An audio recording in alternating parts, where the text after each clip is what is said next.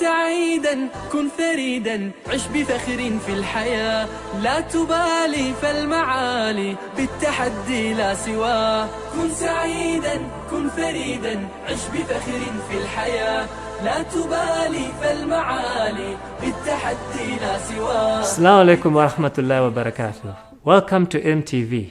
The program we're looking at is health and lifestyle. My name is Dr. Hussein. I work with the Pisha Hospital as a pediatrician. I'm looking at the chapter on pediatric growth and development and healthcare. This is just a continuation of the series we're looking at step by step. The first session we looked at normal growth and development of a child, and now we're just building up into the different aspects. So this session we'll look at vaccinations. If there are any questions which you would like to ask us, we'll give you an address where you can either email or call and ask your questions, and we'll be able to address those questions in different segments of this series as we continue. I'll just move into briefly what the vaccinations entail and which are the two types of vaccinations that people have access to and what they involve. So the two things that you'll notice when you go to a hospital, you'll be asked when you come for vaccinations. Do you want the KEPI vaccines or do you want the baby-friendly vaccines? Those are terms that most parents face when they walk into a hospital. So the KEPI vaccine simply means the Kenya Expanded Program of Immunization, which technically almost always refers to the government vaccines, which are provided generally for free in all major government facilities as well as the private facilities that offer you that option of vaccinations. The second set is the baby-friendly vaccines, which are the private vaccines which you will pay for each set of vaccinations that you get. I'll go into each of them step by step.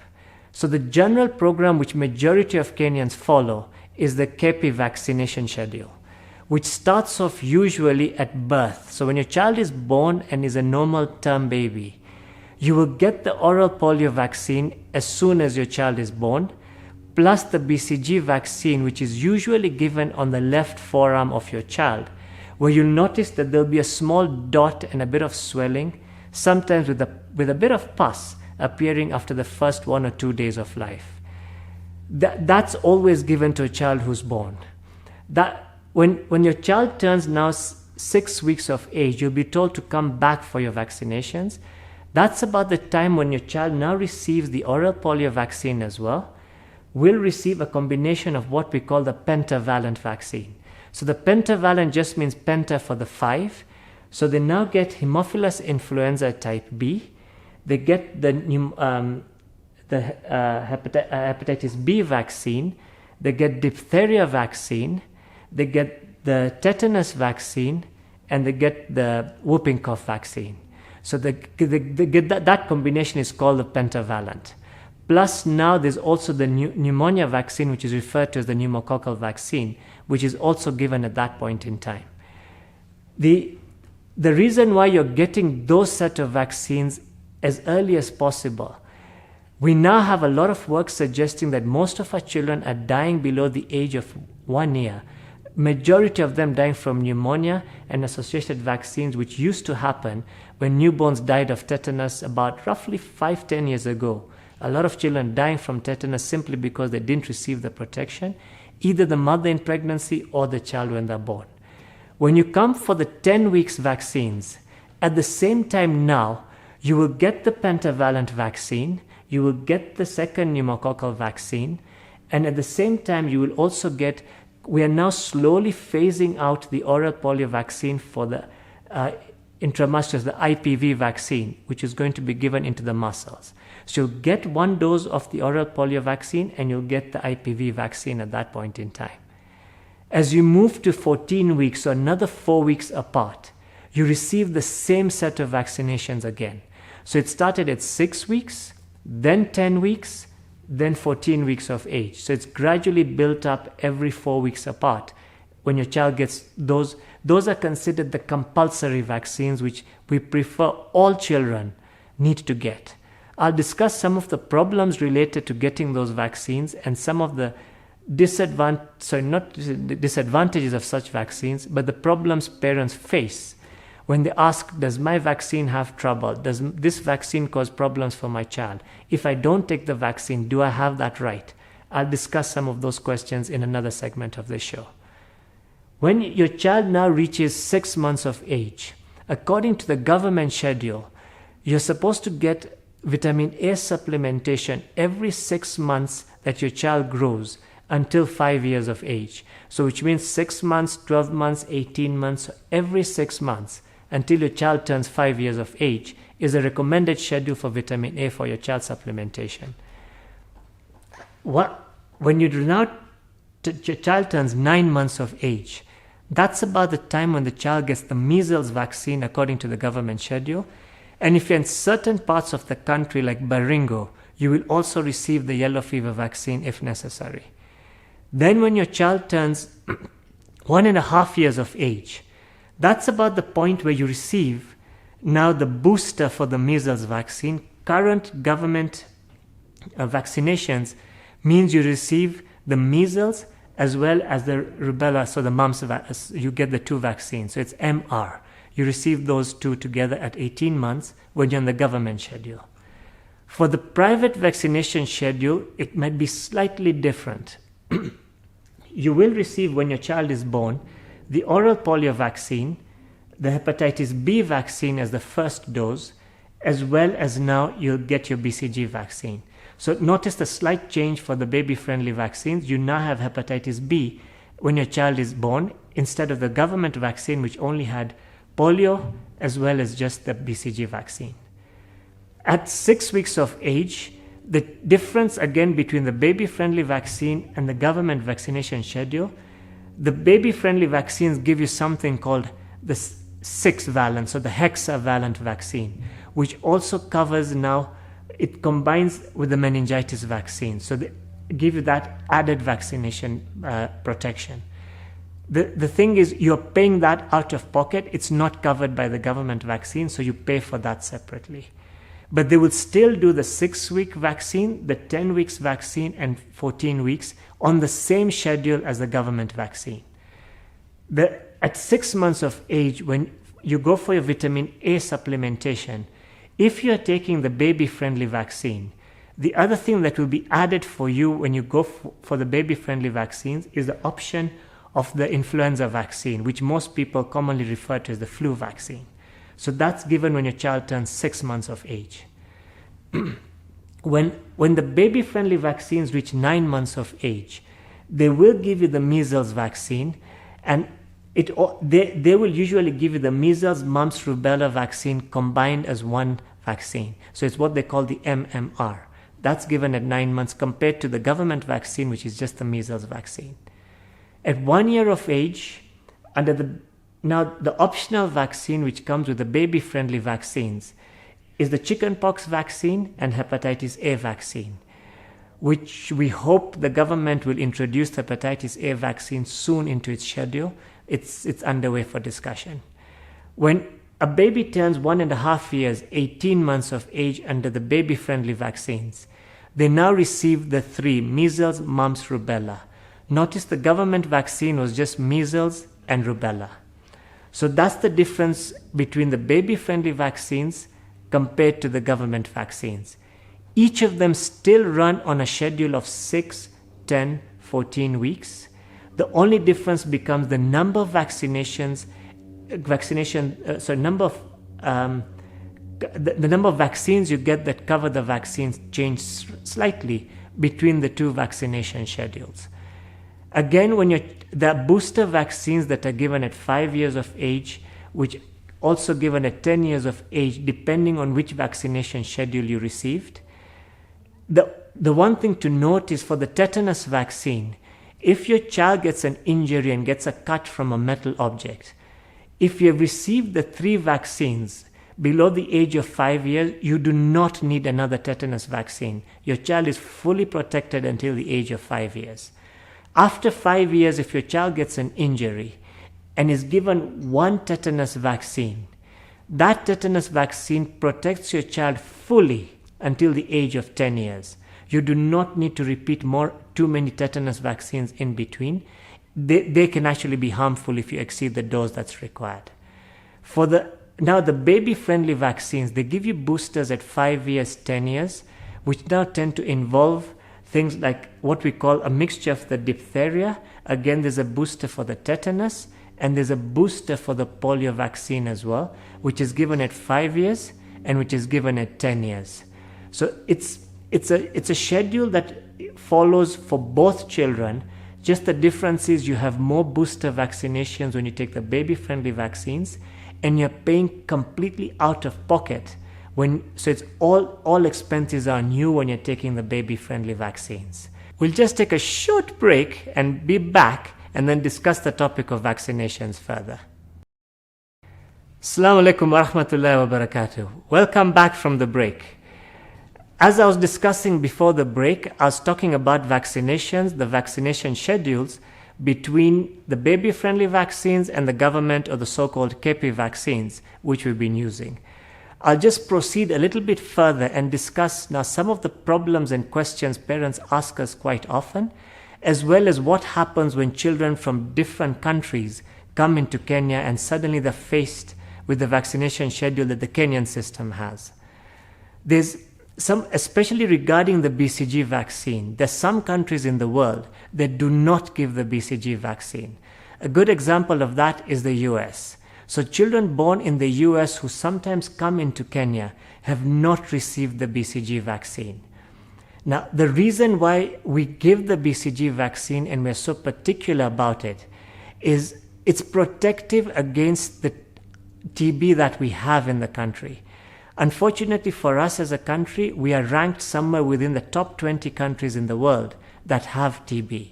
So which means TB is prevalent all over the country, and we need to protect our children who are the most vulnerable with adults who are coughing and have the TB. That's the reason why we insist that our children must have the BCG vaccine. So say, for example, a child is also born in Kenya and then is moving out of the country and immigrating somewhere else. If they've received the Kenyan vaccination schedule, say, for example, they got the oral polio vaccine at birth, they got the BCG vaccine at birth, and then they moved out before the child turned 6 weeks of age. Or they come into the country at that point in time when they were born in another country. Every country will give you the vaccination schedule that they're following wherever you go. So you have two options. You can either then change to the local settings for the vaccination schedule, or you can continue with the vaccination schedule that you came with, and it's always written down, so step by step you can follow the same vaccination schedule. The difference might become a slight delay in the vaccines, which means you don't really lose that much. Most vaccinations, if there's a delay of between plus or minus 2 to 3 weeks from the date of the next vaccination, it does not do as much harm, and that leeway is actually provided so you can switch vaccination schedules if necessary. There are also questions parents sometimes ask us that if I don't take the vaccines, it's my right not to take a vaccine. Nothing will happen to my child if I don't take a vaccine. It's allowed. Other countries in the world to do it. Yes and no. There are two ways to answer that question. It's your right to decline a vaccine. But then the question becomes how right it is for us to deny you that vaccine, knowing the consequences of such vaccines later on in life. I mean, a good example would be if I was to take the US, since it's more or less in the news every day now for unfortunately the wrong reasons. A lot of parents decline to take the whooping cough vaccine. A lot of parents decline to take the measles vaccine. At this point in time, this year and last year, they have had 2 outbreaks of whooping cough in children who are school going between the age of 8 to 10 years. And they've had an outbreak of measles in younger children below the age of 5, including the death of children. So you might deny your child that vaccination, thinking that it's my right to deny my child my vaccination because I choose. But at the end of the day, it actually becomes more dangerous for the community around you because we lose the protection for the whole community, which is the whole basis of giving vaccinations to all children. So we try and cover as many children as we can, simply because if we get an outbreak of that disease, we still have protection for majority of our children who don't suffer that disease. Another good example would be our neighbors, so say for Ethiopia, Somalia, who've been having war, and South Sudan. A lot of their children have come into the country as both refugees as well as seeking asylum for the different problems. Many of them had not been vaccinated against the polio. So you remember last year we had to do mass vaccination campaigns last year and this year for the oral polio vaccine, just to protect all the children in the country. So it does become an issue of safety for one child versus safety for a majority of the population, which in that case means that the government does have a right to actually say that regardless of what happens, all children must receive the vaccination. A good example is that when we started doing the oral polio vaccination campaigns, there's been a lot of resistance to us wherever we go. No, you're over-vaccinating my child. You're putting my child at risk of polio. You are the people giving my child polio. Polio is being used to sterilize the girl child so she does not produce more children. A lot of problems have been created by such confusion.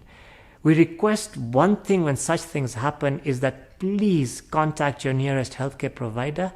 Please do not believe the tabloids. Please do not follow social media. It can actually be very, very misleading for you. If, say, for example, we don't give your child the polio vaccine and there is a polio outbreak the next time, the chances of your child developing full-blown polio is very, very high. And if your child does get polio and that paralysis from polio goes higher up, it can paralyze your child's lungs. Your child could die, not to mention you put all the children in your neighborhood at risk of getting the polio as well, which has happened very often in the past in countries with polio outbreaks. The other fear a lot of us have had is, I'm given this polio vaccine now. A month later, I'm told there's another polio vaccine.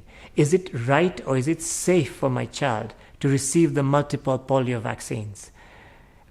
The current evidence is such that those multiple polio vaccines we're giving children below the age of 5 years are extremely important for keeping their immune system functioning from the different strains of the polio. We are not giving it for the same type of polio virus every single time that it's isolated.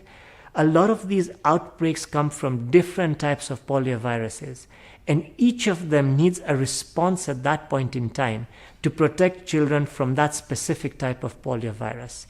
So you might notice there was a polio vaccination campaign earlier this year around February, March. Yet we gave another one somewhere towards the end of April at that point. Each of those was targeted towards a very specific type of polio virus. And that's the reason why we give you multiple vaccinations sometimes whenever the outbreaks. Same thing happens for measles. If there's one case of measles identified and this is actually measles in a specific area, we have to protect the rest of the children in that area, and there will be a measles campaign for that county or for that region targeting all children below the age of 5 years to receive a booster for the measles vaccine. It's extremely important your child receives it. Some of the questions we also get regarding vaccinations are that especially for people, the younger babies who are below the age of 6 weeks, or rather below the age of 6 months, should I give my child a painkiller for the vaccination? Should I not give a painkiller for the vaccination? Because there's been a lot of works that people say, if one place will tell you, don't give a painkiller, it could reduce the effectiveness of the vaccine. Somebody else tells you, no, give it, there's no harm. We have evidence now that it's not all vaccinations that we reduce the effectiveness if we give a painkiller, but for some vaccinations, it may reduce the effectiveness of the vaccine if you receive a painkiller before you get your vaccination. So the general agreement between most pediatricians is, let your child receive the vaccination. After receiving the vaccination, 1 or 2 hours later, if your child is uncomfortable, your child is crying in a lot of pain, your child is having fevers, go ahead, give the painkiller, give the anti-fever medication, go ahead, give your child. Interestingly enough, we've also found out that one of the best painkillers for your child is not necessarily the painkillers we prescribe, But for a breastfeeding child, probably the most effective painkiller is breastfeeding. Let that child breastfeed. A lot of the time the pain tends to reduce and the child is actually more comfortable and happier. They have the protection of the mother. They also have the breastfeeding to soothe them down.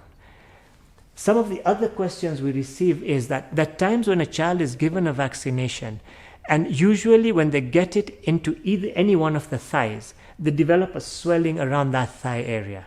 And we're always asked, is it dangerous? Does it mean my child has developed a boil and there's pus in that area? Not necessarily. What happens is that because we've pushed a needle into the muscle and we've caused basically a bit of damage to that area when the needle goes in, it's caused pain, it's caused swelling. And again, we put the vaccination there, which is something foreign to the body. The body tries to fight it and always gets a bit of a swelling. That swelling may stay for about another 1 to 2 months before it disappears completely and become a hard lump before it goes away. Only get concerned if you see your child is having a lot of fevers and that area looks like a big boil and is removing a lot of pus.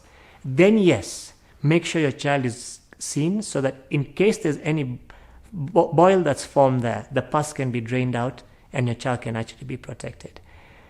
There are a lot of questions people have. Feel free to contact us. Ask us those questions. We'll be more than happy to answer your questions. Every time you have something new, share it with us. Other parents can actually learn from us. It gives us time to digest what problems parents face, and we can answer your questions step by step. Because we may not cover everything within this one show, it's a bit short. So please feel free to contact us. As we build up, we'll go to different topics in this session. Please stay with us. We will give you more topics step by step regarding child development. Assalamu alaikum wa rahmatullahi wa barakatuh.